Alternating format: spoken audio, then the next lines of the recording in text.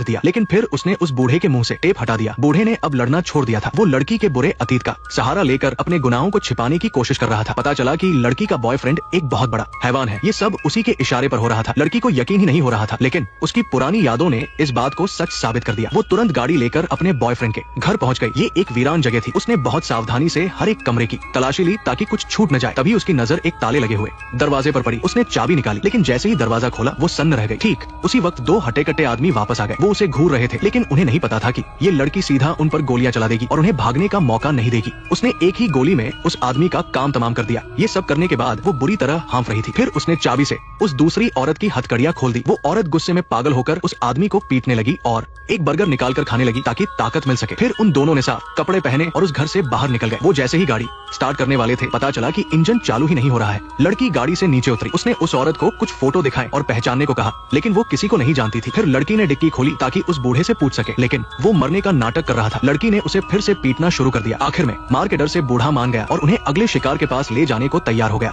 दबाव में आकर उसने बॉयफ्रेंड रॉनी का पता बता दिया। वो गाड़ी लेकर एक लोहे की बार के पास पहुंचे और अंदर जाने लगे। तभी उस बूढ़े के चेहरे पर एक अजीब सी मुस्कान आ गई। उन्होंने कुल्हाड़ी से दरवाजा तोड़ा और संभल कर अंदर गए। वो एक बंद पड़ी फैक्ट्री थी जहाँ कोई नहीं था, बस कभी कभी अजीब सी आवाजें आ रही थी। आखिरकार उन्हें एक कमरा मिल गया। दरवाजा खोलते ही देखा कि वहाँ दर्जनों मासूम लड़कियों को कैद करके रखा गया था। एक लड़की ने बताया कि यहाँ इंसानों की खरीद फरोख्त होती है। खरीदार यहाँ आते हैं और लड़कियों को चुनकर ले जाते हैं। हर रोज यहाँ नया माल आता है। ये सुनकर हमारी हीरोइन ने तुरंत वहाँ से निकलने का सोचा, क्योंकि वो जानती थी कि जल्द ही गुंडे आने वाले हैं, लेकिन उसकी साथी सबको बचाना चाहती थी। उन्होंने तय किया कि वो गाड़ी से पुलिस को फोन करेंगी, लेकिन जब वो गाड़ी के पास पहुंची तो देखा कि वो खाली है और जमीन पर खून के निशान है। वो बूढ़ा मौका पाकर दबे पाव फोन चुराकर वहाँ से भाग निकला था। ठीक उसी वक्त लड़की को एक परछाई दिखाई दी। इसके बाद अचानक वो बूढ़ा गाड़ी में नजर आया, लेकिन पीछे से एक गंजे आदमी ने हमला कर दिया और एक ही घूंसे में लड़की को गिरा दिया। जब उसे होश आया तो बूढ़ा उसका गला घोंट रहा था और वो गंजा आदमी पास ही खड़ा था। वो गंजा उसे गोली मारने ही वाला था कि तभी उसकी साथी ने आकर बचा लिया। उन्होंने बंदूक की नोक पर बूढ़े से पूछा कि आखिरी लड़की कहाँ है। बूढ़े ने बताने से मना किया तो लड़कियों ने उसकी जमकर धुलाई कर दी। पता मिलते ही वो गाड़ी में बैठ गई। तभी एक फोन आया